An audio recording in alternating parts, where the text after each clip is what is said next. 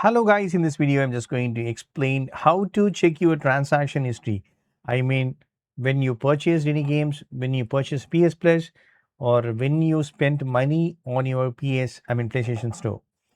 So how to check that? For that, right, if you're using Android or iPhone, here, right, actually why I'm making this video, one subscriber asked, posted comment on this browser version, PC browser version.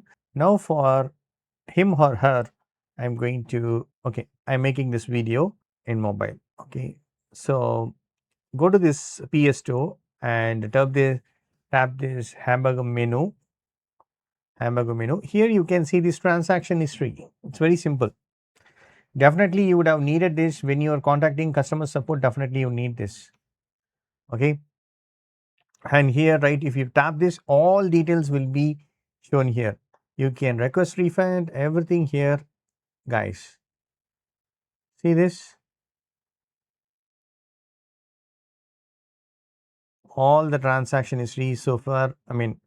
For how long you have been spent, you can see this. Even right filter by time period 2023, and the past history also you can filter here.